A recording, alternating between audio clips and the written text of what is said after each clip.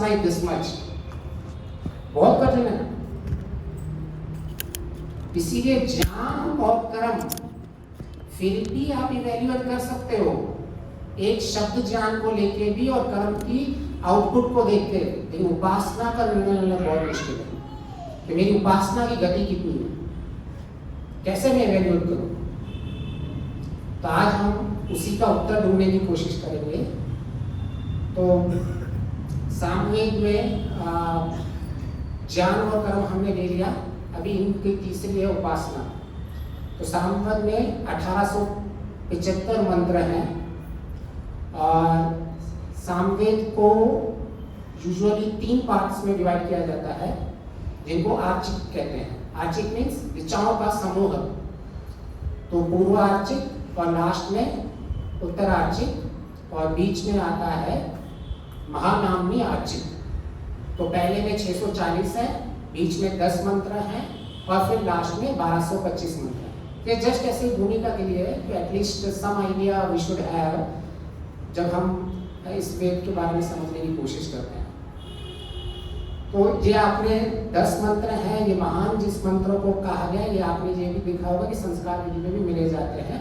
महान इसीलिए विशेषण आ जाता है कि इनमें महान महान चीजों का विवरण दिया हुआ है। तो देखा जाए तो ऋग्वेद की सारी चीजें महान ही है, यजुर्वेद की भी सारी चीजें महान है, चारों वेदों की चीजें महान है। लेकिन हम किसी एक विशेष चीज को लेके और उनको हमें लगता है कि ये ज्यादा रिलेवेंट है लोगों के साथ, तो हम उसको विशेष के कैटेगरी में लेके आते हैं। और सिंपलेस्ट साम को समझने की कोशिश करें कि इस वेद का नाम साम क्या है। इसके डिफरेंट तरीके से इनको हम ले सकते हैं, इनकी पुष्टि कर सकते हैं। एक साम का बिल्कुल बहुत ही सिंपलेस्ट फॉर्म है कि ऋग्वेद और सामवेद में समानता है, इसीलिए सामवेद ये भी एक सिर्फ आता है। और दूसरा सामवेद का जब हम सा अम, तो सा को वाणी कहते हैं और अहम को प्राण बल। तो जब वाणी, देखना क्या रहस्य छुपा हुआ है, जब वाणी और प्राण का समन्वय होता है तब गीत जनरेट होता है, राइट। अगर वाणी और प्राण दोनों मिल जाए, क्या हमेशा मधुर वाणी निकलती है? पंडित जी कह रहे थे ना कि लोग तो गालियां भी दे रहे हैं, मतलब मेरी वाणी और मेरे प्राण का दुरुपयोग भी तो चल रहा है समाज के अंदर, कोई क्रोध कर रहा है। तो इसको उपासना नहीं कहते हैं, इसको समन्वय नहीं कहते। समन्वय वो होता है जिसका प्रॉपर कोऑर्डिनेशन से उत्पन्न किया गया हो, यूनिफॉर्मिटी से उत्पन्न किया हो गया हो, पर्पस के कारण, पॉजिटिव पर्पस से उत्पन्न किया हो। तो सामने उस डायरेक्शन में हमें लेके जा रहा है कि आप जीवन के अंदर ज्ञान है आपके पास ऋग्वेद का, यजुर्वेद से आपने कर्म सीख लिया, इस ज्ञान और कर्म का समन्वय कैसे बिठा रहे हो आप, तभी ही हमें बेटर आउटपुट मिलेगा, अदरवाइज अधर्म चलता रहेगा हमारे जीवन के अंदर। तो ये जो समन्वय है, ये सामवेद का मुख्य मैसेज है। जीवन में जिसने ये समन्वय बिठाना सीख लिया, उसको कला आ जाती है जीवन में जीने की। नहीं तो ज्ञान तो आज तो ओवरलोडेड इंफॉर्मेशन तो बड़ी पड़ी है समाज में, व्हाट्सएप कर लो, फेसबुक कर लो। कौन कहता है ज्ञान नहीं है, शब्द ज्ञान नहीं है? कौन कहता है कर्म नहीं है? देखो सारी दुनिया कर्म कर रही है सवेरे से उठ के। प्रॉब्लम कहाँ आ रही है? दोनों में कोऑर्डिनेशन नहीं है कि मुझे ये ज्ञान है और मुझे इसके रिफरेंस में कर्म करना है। पंडित जी कह रहे थे ना, ज्ञान तो हम सबको सत्य बोलने का, लेकिन क्यों नहीं बोल पा रहे? आज कितने लोग इनकम टैक्स भर रहे हैं समाज में? कल हमारे फाइनेंस मिनिस्टर को बोलना पड़ रहा है 1 to 2% only paying income tax. बोलते तो सब है हम।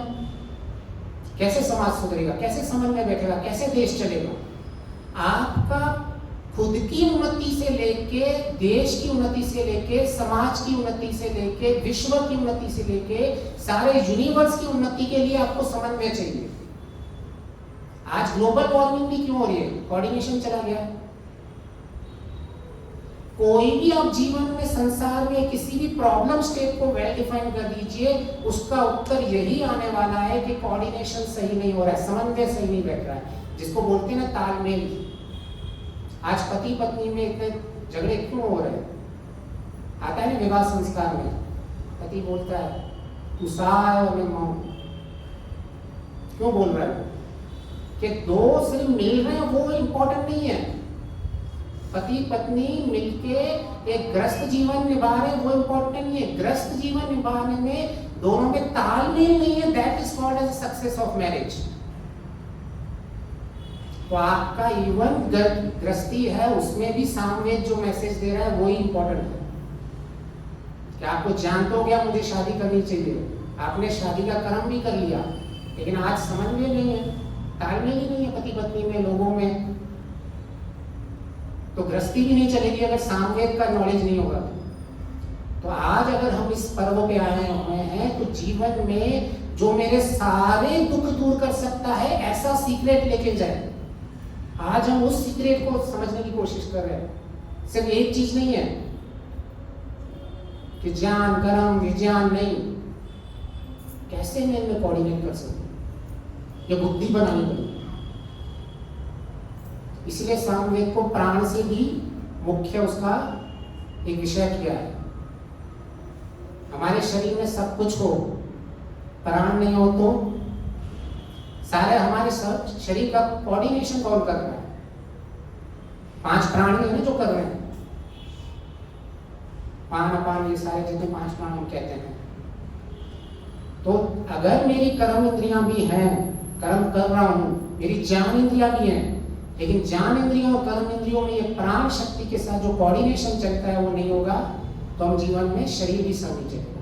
मेरा शरीर हो, मेरा सूक्ष्म शरीर हो, मेरा स्थूल शरीर हो, मेरा गृहस्थी वाला शरीर हो, मेरा ये समाज हो, पूरा वर्ल्ड हो, सब एक ही चीज बोल रहे हैं कि सामवेद का समन्वय बिठाओ।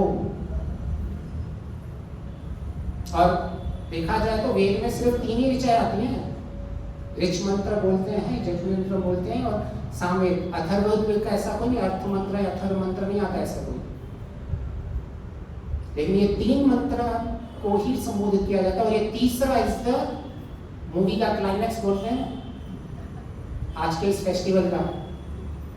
सामवेद अगर आपने नहीं मैसेज किया तो जितना ज्ञान प्राप्त किया है, जितना कर्म के लिए उत्साह चल किया है, इन दोनों के बीच में समन्वय रखना पड़ेगा। तो प्राय सामवेद से हमें 3 शिक्षाएं मिलती हैं। पहली सबसे मुख्य शिक्षा है समन्वय बिठाना। फैमिली में हो तो फैमिली के साथ समन्वय बिठाओ, ईश्वर के साथ अगर लक्ष्य है तो ईश्वर के साथ समन्वय बिठाओ, आत्मा के साथ है तो आत्मा के साथ, ऑफिस में आपके कर्मचारी तो उनके साथ समन्वय, स्कूल के स्टूडेंट्स हो तो आपके स्टूडेंट्स में आपस में समन्वय होना चाहिए, टीचर और बच्चों में कोऑर्डिनेशन नहीं है तो भी नहीं चलेगा। तो ये जो समन्वय है ये ही उपासना का मुख्य है। ये उपासना इसलिए ऐसी दवा है जिससे आपके सारे दुख दर्द दूर हो जाते हैं। एक अतिशोक्ति लगती है, तो मैं तो इतने सालों से उपासना कर रहा हूं, मुझे तो कोई मेरे दुख तो दूर नहीं हो रहे, कहते हैं ना लोग, करने लगे में सालों से लोग, क्यों नहीं आ रहा है? क्योंकि ये उपासना का जो मुख्य समन्वय है उन्होंने वो छोड़ दिया। उपासना किस चीज की समन्वय कर रही है, किस चीज के लिए बोल रहा है? वो उपासना का जो प्राण है उन्होंने निकाल दिया है और प्राय कंप्लेनिंग मोड में रहते हैं। ये वेद के आज के जो हम जैसे जो ज्यादा पढ़े हुए लोग जो अपने आप को समझते हैं, उनको वेद की बातें इसीलिए पौराणिक लगती है। क्या है बड़ी बड़ी बातें कर रहे हैं, सिर्फ नहीं आती है, क्योंकि हमारी बुद्धि उस मल्टी डायमेंशनल मल्टीट्यूड के लिए कर ही नहीं पा रहे हैं। आज बड़ा का भी सॉफ्टवेयर प्रोफेशनल हो, इंजीनियर हो, कोई भी हो, सिंगल डायमेंशंस नहीं देख रहे हैं। प्राय मैं रिसर्च से जुड़ा हूँ, ऑलमोस्ट 20 साल से रिसर्च से जुड़ा हूँ। जितने भी रिसर्च हो रहे हैं, जितने भी साइंटिस्ट हैं, जितने भी इन्वेंटर्स हैं, सारे सिंगल डायमेंशंस हैं, लेकिन ये जो वेद है ये मल्टी डायमेंशंस है। कि बुद्धि को मल्टीपर्पज कैसे यूज किया जाए। जब कोई सब, क्योंकि आपको कनेक्टिंग डॉट्स करना है, दो चीज को कनेक्ट करना है, तो आपको दोनों चीज को समझना पड़ेगा, तभी तो आप कनेक्ट कर पाओगे ना। तो उसके लिए आपको मल्टी डायमेंशंस होना पड़ेगा, इस चीज को समझना पड़ेगा और इस चीज को भी समझना पड़ेगा, तभी हम कनेक्ट कर पाएंगे। आज हम कनेक्ट ही नहीं हो पा रहे हैं, लेकिन करेक्ट सबको करना है।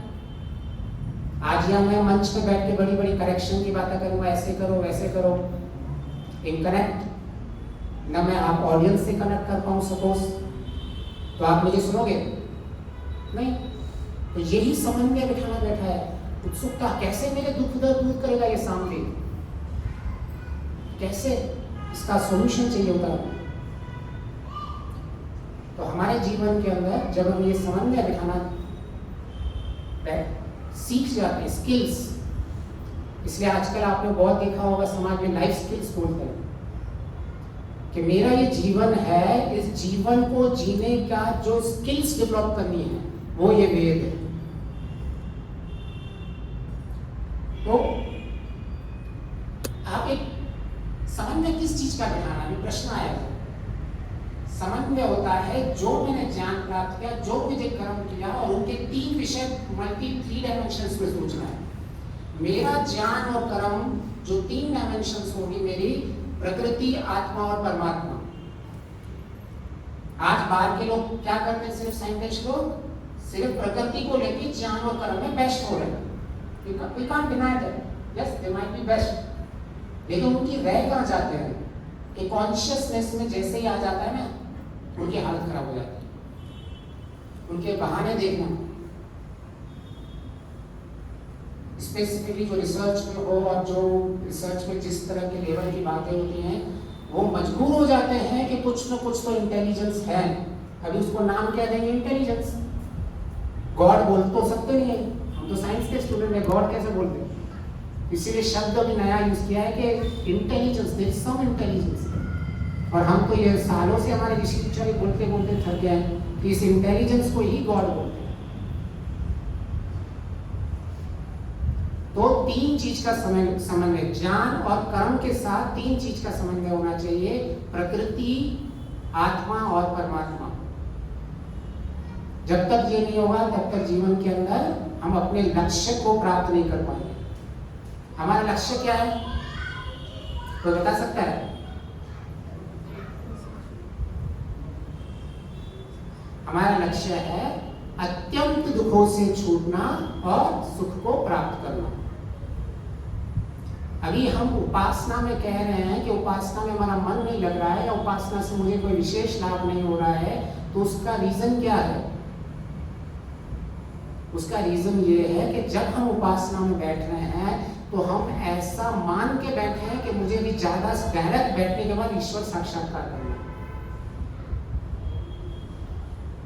बस यही कॉन्टेक्स्ट चल रहा है, ईश्वर साक्षात्कार, ईश्वर साक्षात्कार, ईश्वर साक्षात्कार। इसको बोलते हैं, मैं मेरी अगर लैंग्वेज में बोले तो ये तो अद्वैतवाद है, जो सारा दिन ईश्वर ईश्वर करते रहते हैं ना। वेद तो बोल रहा है तीनों चीजों का ज्ञान प्राप्त करो, प्रकृति, आत्मा और ईश्वर। क्यों आप केवल ध्यान को ईश्वर में ही लेके आ रहे हो, समाधि केवल ईश्वर कर रहे हो? ईश्वर का गुण प्राप्त करना है पहले, कि ईश्वर ये कैसा है। इसकी एक स्टेजेस हैं। आपको ईश्वर का आनंद भी मिल सकता है, लेकिन उससे पहले मुझे ईश्वर कैसे चीज में समझ में आए। तो प्राय अगर किसी को उपासना बोलते हैं तो यूजुअली शब्द लेके आ जाते हैं योग। सुनाई आगे, बहुत ही प्रचलित है उपासना और योग। अच्छा, योग क्या है समझ में बिठाना पड़ेगा। प्राय मुझे ऐसे उत्तर मिलते हैं कि आत्मा और परमात्मा का योग। क्या ये ऋषि पतंजलि कहना चाहते हैं? समन्वय बिठाना पड़ेगा कि किस धातु से योग बना है। युज धातु से योग बना हुआ है, जिसके तीन अर्थ होते हैं। एक होता है समाधो, दूसरा होता है कि जुड़ना, मिलना, जो प्रायली हम कहते हैं दो चीज मिल रही है। तीसरा समत्वम। पतंजलि किस योग की बात कर रहे हैं? ये कोई जुड़ने की बात नहीं कर रहे हैं, आत्मा परमात्मा की बात नहीं कर रहे हैं पतंजलि ऋषि। ये तो उल्टा कह रहे हैं कि योग का मतलब है कि अलग होना। हमने अपने योग को क्या मान कर मिलना मिलना मिलना, ये तो बोल रहा है जो आपका बंधन है उससे अलग हो जाओ, जितने आपके दुख हैं उनसे अलग हो जाओ। ऋषि तो ये कह रहा है चित्त वृत्ति निरोध, तीनों दुखों से दूर होना ही। कौन सा भी छह के छह दर्शन उठा लो, छह दर्शन में यही बता रहे हैं कि आपका अविद्या से आप दूर रहो, मिलो नहीं। मिलने की तो बात ही नहीं है उपासना में कहीं पहले, लेकिन हम क्या चाहते हैं, पहले ही कोई मिलन चाहते हैं। हमने योग का समझ ही नहीं पाए, उपासना का और योग का संबंध। लेकिन पतंजलि ऋषि योग का समाधि अर्थ क्या कर रहा है, समाधो बुद्धि समबुद्धि। और डिटेल में चले जाएं तो क्या है, ये तो कह रहा है कैसे कैसे आपने शब्द सुने होंगे, विवेक ख्याति, संप्रज्ञ समाधि, असंप्रज्ञ समाधि, ऋतंबरा बुद्धि, विवेक। कहाँ है इसमें ईश्वर प्राप्ति डायरेक्टली? हाँ वो भी है, सब कुछ असंप्रज्ञ समाधि तक सब आएगा, उसकी कोई नहीं है। लेकिन जो हम ये धारणा बना देते हैं कि मैं बैठूंगा ही और ईश्वर को मिल जाएगा, ये हम समझ में नहीं बिठा रहे सही तरह से। वेद क्या बोल रहा है, ऋषि क्या बोल रहे हैं, हम उसको समझ नहीं पा रहे हैं। हम डायरेक्टली योग का मतलब परमात्मा और अनात्मा का योग ही समाधि मान के चलते हैं, वो एक अंग है, उसको कोई नकार नहीं रहा है। लेकिन बोल रहा है कि वियोग, हम योग को जुड़ा मान रहे हो, ये तो वियोग बोल रहे हैं। अविद्या से वियोग करो, बंधन से वियोग करो, त्याग, संन्यास, ये सब छोड़ना ही होता है ना, मिलना तो कहीं है नहीं। ये आप कहते हैं उपासना का लाभ नहीं होता है, कैसे होगा उपासना का लाभ? नहीं होगा उपासना का लाभ। लिफ्ट में जा रहे हो 10th फ्लोर में, आपको फर्स्ट फ्लोर सेकंड फ्लोर सारे को क्रॉस करके ही जाना पड़ेगा। तो जब ये समझ में नहीं बैठता है तो तब जीवन के अंदर हमें यूजुअली जो हम चाहते हैं वो मिल नहीं पाता है। तो ये समझ का क्या है? अभी मैं स्वामी दयानंद सरस्वती जी कहते हैं कि अगर आपको मुक्ति चाहिए, मोक्ष चाहिए, सुख चाहिए, आनंद चाहिए, तो उसका सबसे उत्तम उपाय है अंतःकरण की शुद्धता। उपासना में अगर आपका मुख्य बिंदु अंतःकरण की शुद्धता नहीं आ रही है ईश्वर के साथ साथ, तो आपकी उपासना से कोई लाभ नहीं होगा। आपका मलिन अंतःकरण में कभी ईश्वर की उपासना नहीं होगी। लिखा हुआ है, आपने देखना स्वामी दयानंद सरस्वती जी क्या कहना चाहते हैं। वो कहते हैं आप जस ईश्वर आपको समझना है, ईश्वर को आपको प्राप्त करना है, लेकिन सबसे पहले कहते हैं कि उपासना में ईश्वर के गुण कर्म स्वभाव को अपनाना है। ईश्वर को छोड़ दो, प्राप्त करना लास्ट की बात है। कितना हम गुण कर्म स्वभाव ईश्वर कर सकते हैं, वो तो उपासना में लेके बैठते ही नहीं है। फिर कहते हैं उपासना से लाभ नहीं होता है। अब 12:10 तक है मेरा समय, ठीक है, आप मुझे थोड़ा संकेत कर देना, ठीक है ना, नहीं तो मेरा समन्वय बिगड़ जाएगा। तो क्योंकि आप सबका समय बहुत कीमती है, अगर मैं उसको नेग्लेक्ट कर दूं तो ये मेरी तरफ से ये तुष्टि हो जाएगी। तो हमारे जीवन के अंदर ये समन्वय नहीं बैठ पाए उपासना के अंदर, ठीक है, तो हमारे अंतःकरण की शुद्धता मुख्य है। जब तक अंतःकरण शुद्ध नहीं होता तब तक कुछ नहीं होने वाला, कितना भी ईश्वर के तोतों की तरह रट्टे मारते जाओ। तो उपासना में हमें अगर लाभ देना है तो हमें इनके मूल बातों को समझना पड़ेगा। Where to coordinate, how to coordinate, what to coordinate. आज ये सामने स्टैंड ही है, देखो सामने इस स्टैंड क्यों खड़ा है? 3 है ना चीजें डंडों के, इनमें से एक मैं सिर्फ कर दूं कि सिर्फ ईश्वर ईश्वर ईश्वर को कर दूं और एक डंडे को लंबा कर दूं, ये स्टैंड खड़ा रहेगा? समझ में बैठेगा? नहीं बैठेगा। केवल मैं संसार की प्रकृति प्रकृति बोलता रहूं कि मुझे संसार में ये चाहिए ये चाहिए ये चाहिए, ये स्टैंड खड़ा रहेगा? नहीं करेगा। मैं केवल आत्मा आत्मा की बात करूं, मैं, मेरा, स्वार्थ, सब कुछ मैं, मेरा चलता रहे, तो भी नहीं करेगा। एक सिंपल सा स्टैंड भी नहीं खड़ा सकता, तो मैं तो अपने जीवन को खड़ा करना है। अच्छा चलो ये तीनों खड़े भी कर लिए, तीनों इक्वल कर दिया आपने, अब क्या है? अगर ये नीचे का फ्लैट सरफेस नहीं हो तो क्या इसमें समन्वय बैठेगा? ये तो अभी मैंने 3 डायमेंशंस बोला, अभी मैंने 4th डायमेंशंस भी लेके आया कि आपको उसके लिए आइदर फ्लैट सरफेस चाहिए, या अगर फ्लैट नहीं है तो आपको कुछ ना कुछ पैकिंग रखनी पड़ेगी उधर नीचे, समन्वय बिठाना जरूरी पड़ रहा है। तो प्रॉब्लम्स का इस जीवन में कोई है ना बड़ी बात नहीं है। अगर कोई प्रॉब्लम है, सामवेद काय का गीत है, किस चीज का गीत है? ये जो सारी किरणाएं, ये सारे जो प्ले चल रहा है, क्रीड़ा बोलते हैं ना, जो प्रकृति का, ईश्वर का, आत्मा का, हम सब मिलके जो खेल रहे हैं, इनका समन्वय को देखना। सत्यार्थ प्रकाश में ईश्वर को जो साक्षात्कार करना चाहता है उसके कितने तरीके बताए? 3 तरीके बताए ना, कि पहले तो क्रिया को देख के कर्ता का अनुमान लगा दो।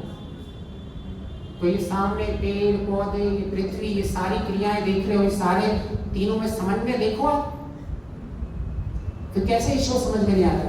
लेकिन हम समझ में देख ले रहे, कैसे ही इंटेलिजेंस चल रहा है। सारे संसार का जब आप समन्वय देखते हो, वो इंटेलिजेंस दिखती है आपको। तो फिर आपको ईश्वर के बारे में एज द क्या बोलते हैं, नेक्स्ट डोर गर्ल और नेक्स्ट डोर बॉय, ऐसे आपको ईश्वर लगने लग जाएगा। समन्वय अगर आपको समझ में आ रही है और समन्वय क्या कहना चाहता है तो। और प्राय लोग ये कंप्लेन करते हैं कि ईश्वर तो दिखता नहीं है, ईश्वर तो दिखता नहीं है। तो हम कितनी क्रियाओं को देख के कर्ता का अनुमान वैसे ही लगाते हैं। आज सारी साइंस ही ऐसे देख रही है। किसने प्लाज्मा को देखा है? साइंस भी क्रिया को देख के कर्ता का अनुमान लगा रही है। लेकिन हमें एक प्रश्न उठता है जब हम आध्यात्मिक फील्ड में आते हैं, बहुत प्रश्न उठेंगे, और साइंस भी वही कर रही है दिन रात। उसने कुछ भी प्रत्यक्ष 100% नहीं किया हुआ है। पहले थोड़ा सा सैंपल लेती है, उस सैंपल के लिए अनुमान लगाती है, उस अनुमान से फिर आगे और बढ़ती है। लेकिन उधर प्रश्न नहीं उठे। जैसे ही आध्यात्मिक में आए तो वही प्रश्न होने चाहिए। आते हैं ना प्रश्न, कई सारे प्रश्न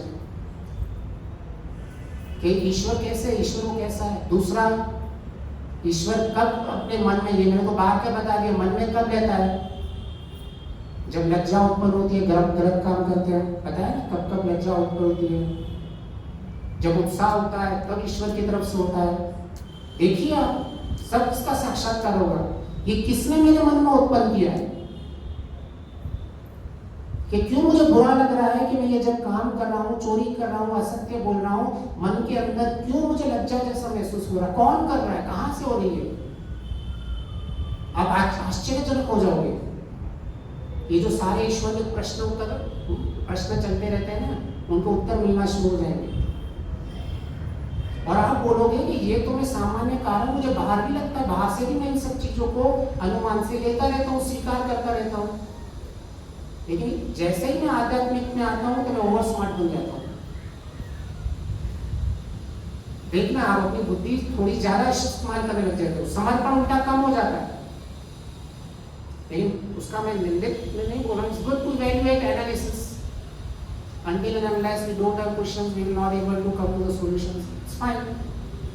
लेकिन आपको सिर्फ वहां रुकना नहीं है। जैसे आप साइंस में रुकते नहीं हो, ऐसे ही इसमें भी चलते रहो कि आज मुझे इसका सॉल्यूशन नहीं पता है, लेकिन इसका कुछ ना कुछ तो है। कई लोग बोलते हैं मोक्ष मोक्ष मोक्ष, हमने तो देखा ही नहीं है। और 3 स्थिति बोले, सुसुप्ति, समाधि और मुक्त। तीनों अवस्था में आपको मोक्ष की। देखो आज रात को आप सो रहे हो, कहाँ जा रहे हो? आप किसके साथ जुड़े हुए रहते हो? सारी दुनिया रोज रात को मोक्ष में जा रही है। अच्छा, हम कहते हैं संसार में बहुत सुख है और आई एम वेरी मच, वो मुझे दिख रहा है। अगर आपको नींद आ रही हो रात को और मैं आपको जो, अरे गुलाब जामुन है, तो आप क्या करोगे? बोले नहीं हटा, मुझे सोने दे। मतलब मैं ऐसे सुख प्राप्त करने जा रहा हूं कि मुझे गुलाब जामुन भी नहीं चाहिए। आपकी जो भी फेवरेट चीज है, आपके फेवरेट फ्रेंड्स आए हुए हैं, उसको बोलो मैं सो रहा हूं अभी। कौन सा सुख प्राप्त करने जा रहे हो? कोई डिफाइन कर सकता है इसको? Let's have be practical. क्योंकि मुझे ज्यादातर साइंस के लोग ऐसे मिलते हैं जो प्रैक्टिकल की बात ज्यादा करते हैं, और मैं सिर्फ 2-3 प्रति प्रश्न करता हूं, उसके बाद उनकी प्रैक्टिकल बताने कहां चले जाते हैं वो लोग।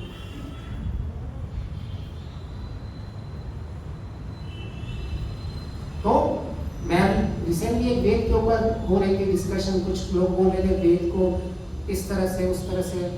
2-3 प्रश्न में आपको सोचने में मजबूर होना जाना पड़ता है इंसान को। तो उपासना में आप समन्वय बिठाओ, आपका स्तर देखिए।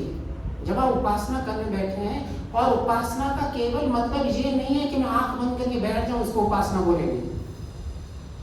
अगर मैं ये अभी प्रस्तुति दे रहा हूं और मैंने ये प्रस्तुति ईश्वर को समर्पण करके रखी हुई है, मुझे इसकी फल की कोई इच्छा नहीं है, तो ये मेरा ईश्वर बलिदान लाइव चल रहा है। हम कहते हैं ना कि ध्यान कैसे होता है, लाइव कैसे चलता है, ये मेरा लाइव है। कर दो, किसी को खंडित करना है तो कैसे खंडित कर सकोगे कि भाई नहीं नहीं नहीं, ध्यान तो सिर्फ बैठने से, आंखें बंद करने से होता है। क्या बोलते स्वामी जी, दयानंद जी क्या बोलते हैं कि उपासना योग का अगर आपको स्टार्ट करना है तो पहले यम से उपासना योग स्टार्ट होती है। तो आप सारे कर्म करते रहिए, कौन मना कर रहा है? क्यों आप केवल 10वीं मंजिल को ही देख रहे हो? हाँ, 10वीं मंजिल हमारा अंतिम लक्ष्य है, उसके लिए कोई नकार नहीं रहा है, लेकिन मैं पहली मंजिल का स्तर बनाऊं, दूसरी मंजिल का स्तर बनाऊं, तीसरी मंजिल का स्तर बनाऊं, फिर मैं 10वीं मंजिल, और ये एक ही मार्ग है। तो मुझे ज्यादा मेहनत नहीं करनी है। अगर मैं फर्स्ट तक लिफ्ट में पहुंच रहा हूं तो ऐसा नहीं मुझे दूसरे किसी मार्ग में जाके मुझे 10वीं में तक जाना पड़ेगा। It is very incremental. दीर्घकाल कहते हैं ना ऋषि, निरंतर बस लगे रहिए, दीर्घकाल निरंतर अभ्यास करते रहिए, श्रद्धा रखते रहिए, उसी लिफ्ट में बैठे रहिए, आगे बढ़ते रहिए। और ध्यान क्या है, उपासना क्या है? एक तरह का एकाग्रता है। पहले क्या बोला है ऋषि ने कि आप पहले निरोध अवस्था से पहले एकाग्र अवस्था में आएंगे। अभी प्राय लोग जब सॉल्यूशंस निकालते हैं ना अपनी बुद्धि का, जब कनेक्टिंग द डॉट्स नहीं करते हैं, तो चित्त वृत्ति निरोध, भाई सारी वृत्तियों का निरोध कर देना है। पहले तीन सूत्र योग दर्शन के पहले रटे हुए होंगे।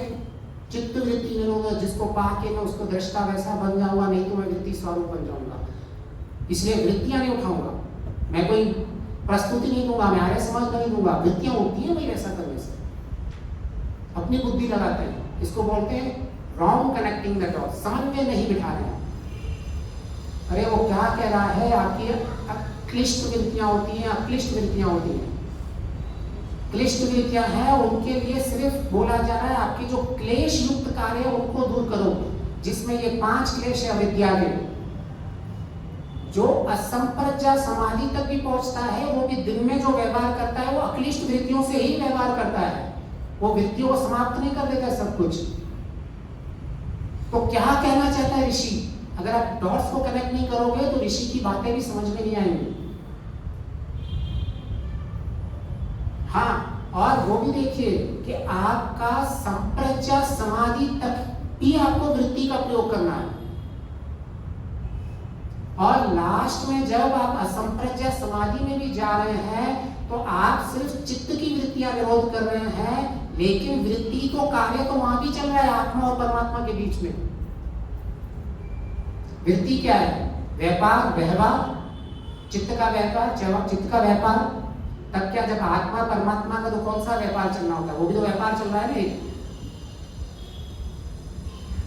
तो समन्वय बिठाना पड़ेगा, केवल यही है।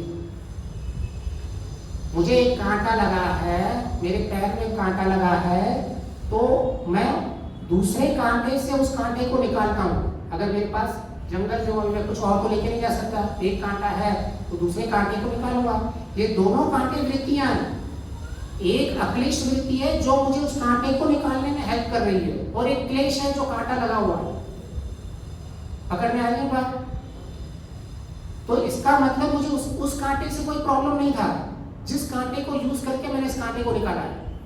जो कांटा क्लेश युक्त है बस मुझे उससे प्रॉब्लम है। तो जीवन के अंदर जब हम ये समन्वय बिठाते हैं, प्राय लोग ये समन्वय नहीं बिठाते, बस कोऑर्डिनेशन कर दो, थोड़ा कनेक्ट द डॉट्स कर दो। हम कहते हैं इसके लिए कुछ भूमिका मैं थोड़े हिंट्स बता देता हूँ कि कैसे हम किसी भी चीज को, ज्ञान को समझे, कर्म को समझे कि प्राप्त करने की कोशिश करें। अच्छा ठीक है, थोड़ा उपासना में और भी सिंपलेस्ट, वेरी लो लेवल तक आ जाते हैं हम कि उपासना के अंदर प्राय हमारा जो लक्ष्य होता है सीधा ईश्वर प्राप्ति, तो वो जो ईश्वर का आनंद प्राप्त करने की हम कोशिश करते हैं, उससे पहले जो काम ईश्वर के आनंद के लिए जाते हैं वो सारे काम ईश्वर परिधान में आ जाते हैं। ऐसा नहीं है कि उधर उस वक्त ईश्वर एज अ मेन फैक्टर हो। आपको अगर ऐसे करना है कि मुझे निष्काम कर्म उत्पन्न करने हैं, तो मैं ये निष्काम कर्म कर रहा हूं, क्यों चाहिए? मुझे मुक्ति और ईश्वर प्राप्ति के लिए। कोई प्रॉब्लम नहीं है, बोल दीजिए आप, मैं आज ये प्रस्तुति क्यों दे रहा हूं? एक तो मैंने ईश्वर को समर्पण कर दिया और मुझे संसारिक फल की आशा नहीं है, लेकिन मैं ओपनली बोल रहा हूं, मुझे तो चाहिए, जो चाहिए वहां से फल चाहिए। इसमें बोलने से घबराने का नहीं, मुझे चाहिए फल ईश्वर, लेकिन मुझे संसारिक नहीं चाहिए। कुछ लोगों को पसंद आ सकता है, कुछ लोगों को पसंद नहीं आ सकता है, कुछ लोग मेरे इस व्याख्या में त्रुटि निकाल सकते हैं, कुछ लोगों को अच्छा लग सकता है, लेकिन मेरी वो एक्सपेक्टेशन है ही नहीं। तो ठीक है, आपको जैसा समझिए, अगर किसी चीज में मुझे इंप्रूवमेंट करना है तो मैं कर लूंगा, लेकिन ये क्या मेरी उपासना नहीं चल रही है क्या? तो ये जब सिंगल डायमेंशन उपासना, जो 10th फ्लोर की जो एक्सपेक्टेशन रख के बैठते हैं, ये बिगर प्रॉब्लम है। फर्स्ट फ्लोर का भी आपका उपासना का ही पाथ है, सेकंड फ्लोर भी आपका उपासना का ही पाथ है। ऋषि खुद कहता है, जब अर्थ उपासना की बात आती है, भावना, और उससे पहले जब ईश्वर परिधान की बात आती है, तो पतंजलि ऋषि खुद कहते हैं उनके उपाय क्या है आपको। तो उसमें उन्होंने क्या है, वृत्ति, जो हमारे विषय वृत्ति उठाने के लिए भी कहा है। मतलब जिसका विषय क्या है, रूप रस गंध शब्द, राइट, ये 5 विषय है। आप इनके प्रति वीर वृत्ति उठा के ध्यान में बैठ सकते हैं। ऋषि कह रहा है, मैं नहीं कह रहा हूं। आपको किसी एक फैन पे विषय करना है, कर दीजिए, ध्यान लगाइए कि मैं बहुत ही प्रारंभिक स्थान का हूं, लेकिन मैं ये जो फैन पे ध्यान लगा रहा हूं, इसका मुख्य लक्ष्य ये है कि मैं एकाग्रता की प्रैक्टिस कर रहा हूं। जिस एकाग्रता को मैं यूज करूंगा हायर लेवल में जाने के लिए, उस एकाग्रता को फिर मैं उससे ऊपर लेके जाऊंगा। तो ये एकाग्रता अभी मुझे प्रॉब्लम नहीं है कि नहीं, लोग ज्यादातर इसमें भी लगा, नहीं, अगर ध्यान में आपका ईश्वर विषय नहीं है तो ध्यान बेकार है। कुछ भी ऋषि खुद बोल रहा है, विषय वृत्ति उठाओ। अगर आपका स्तर कम है तो विषय वृत्ति उठा देना चाहिए। लोग लगाते हैं, त्राटक करते हैं, चांद पे रखते हैं, सब लिखा हुआ है उसके व्यास भाषा में, सब दिया हुआ है, उसको जब सूत्रों को खोला हुआ है, उसमें कोई संदेह नहीं है कि इसके अंदर ऐसा करना चाहिए, नहीं करना चाहिए। पूरा का पूरा इतने 9-10 उपाय दे दिए, अपने अपने स्तर देख लीजिए और अपना अपना। लेकिन क्या करते हैं, जिनका थोड़ा स्तर बढ़ता है ना, वो एक्चुअली जिनका स्तर कम है उनको गुमराह करने लग जाते हैं। नहीं, ईश्वर नहीं है तो आपका सब बेकार है। अच्छा, एक सिंपल सा बहुत प्रैक्टिकल बात करते हैं। अगर कोई यम नियम को फॉलो कर रहा है और ईश्वर उसको समझ में अभी नहीं आ रहा है, तो क्या उसको फायदा होगा या नहीं होगा? यम नियम का फायदा तो होने वाला है, राइट? जो यम नियम है, अगर उल्टा कर दो अभी कि जो ईश्वर को मान रहा है और सारा दिन ईश्वर ईश्वर बोल रहा है और यम नियम को फॉलो नहीं कर रहा है, तो किसको फायदा होगा? नहीं होने वाला है, राइट? तो इसका मतलब हमें यम नियम के साथ ईश्वर का समन्वय बिठाना है। केवल करेंगे तो नहीं चलने वाला। और ऋषि खुद बोलता है कि उसने मोक्ष को भी केवल ये कहा गया है, योग जुड़ाव नहीं। उस वक्त वो बोल रहे केवल ये प्राप्ति होगी, आपके सारे अविद्या क्लेश हट जाएंगे। क्यों ऐसा बोल रहा है? क्योंकि ईश्वर के साथ तो योग मेरा पहले से है ही। क्या अभी हम किसी का भी ऐसा कोई है जिसका ईश्वर का व्यापक व्यापक संबंध नहीं है? सबका है। तो जो मैं ये बैठता हूं ना, ये मैं आग्रह करके बैठता हूं कि मुझे ईश्वर का आनंद चाहिए, प्रॉब्लम वहां से स्टार्ट हो जाती है कि मेरा स्तर अभी मैं 9th फ्लोर तक नहीं पहुंचा हूं और मैं 10th फ्लोर की एक्सपेक्टेशन कर रहा हूं। ऐसा तब बैठना है 10th फ्लोर के लिए जब आप 9th फ्लोर का स्तर बना दो। तब तक आप किसी के ऊपर भी ध्यान लगाइए। एक बच्चे को ही बोलते हैं मैथ्स का समझ में नहीं आ रहा, ध्यान पे ध्यान दे। वो कौन सा ध्यान है? ये चौथा नंबर एकाग्र करता है ना, फोकस बोलते हैं, कॉन्सेंट्रेट बोलते हैं, और क्या बोलते हैं? उसको ऋषि एकाग्र बोल रहा है। ये चौथी अवस्था है योग की, ये समाधि अवस्था है। लेकिन वहां हमारा विषय मुख्य से इतना होना चाहिए कि जब मैं एकाग्र करता हूं, अंत में मेरा लक्ष्य ईश्वर से जुड़ा होना चाहिए। लेकिन अगर वो नहीं जुड़ पा रहा है, जैसे कई बार मैं रिसर्च में हूँ और डिजाइन्स में सॉल्यूशंस को करता हूँ, तो मैं एकाग्र डिजाइन्स और सॉल्यूशंस में लगा देता हूँ, प्रोडक्ट में लगा देता हूँ। उसका पर्पस क्या है? क्या मैं ईश्वर से छूट गया? नहीं, मेरा एकाग्र का अभ्यास हो रहा है। आप किचन में बैठ के खाना बना रहे हैं तो एकाग्र का अभ्यास कर सकते हैं। कहीं भी बैठ के अभ्यास कीजिए, अगर उसका आपका जो मूल इंटेंशन गलत है तो वो आपके सही मार्ग में नहीं चल रहा है। लेकिन आपका जो इंटेंशन है, अभी आपका डिस्ट्रक्टिव इंटेंशन है कि मैं बम बनाने में एकाग्र लगाऊंगा, तो वहां खंडित हो जाएगा, आपकी उपासना खंडित हो जाएगी। लेकिन जहां खंडित नहीं होगी, आप कोई सही काम कर रहे हैं कि मैं एक गृहस्थी हूँ, मुझे अपना घर चलाना है, घर चलाने के लिए मुझे पैसे चाहिए, पैसे चलने के लिए मैं एक सॉल्यूशंस डेवलप करता हूँ, सॉल्यूशंस डेवलप करने के लिए मुझे एकाग्र की जरूरत है, तो मेरी विन विन सिचुएशन हो रही है। एक तो एकाग्र का प्रयास भी हो रहा है और मेरे काम का आउटपुट की क्वालिटी भी बढ़ रही है। तो इसमें 3 डायमेंशंस में फायदे होते हैं। एक तो जो आप जॉब कर रहे हो, जो आप अपने कर्म कर रहे हो, उसमें आपकी प्रगति होती है। एक पर्सनल लेवल, आत्मा लेवल पे प्रगति होती है, और चौथी ईश्वर लेवल की इम्प्लिसिट उधर भी प्रगति होती है। केवल बस एक चीज को ध्यान में रखना है कि मेरे इसके मूल में अविद्या नहीं होनी चाहिए, क्लेश नहीं होना चाहिए। संसार की इच्छाएं रखने में कोई प्रॉब्लम नहीं है, लेकिन इच्छाएं क्लेश युक्त नहीं होनी चाहिए। आप कीजिए, मैं पैसे कमाऊंगा, धर्म का पैसा कमाऊंगा और उस पर काम करूंगा, कोई प्रॉब्लम नहीं, इच्छाएं कीजिए, ठीक है। तो आपका बहुत बहुत धन्यवाद। अगर मौका मिला तो और इसको कंटिन्यू करेंगे। ओम नमस्ते।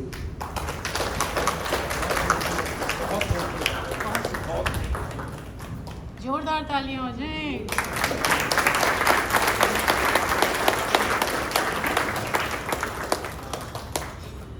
ओम सबका अभिवादन करते हुए सादर नमस्ते।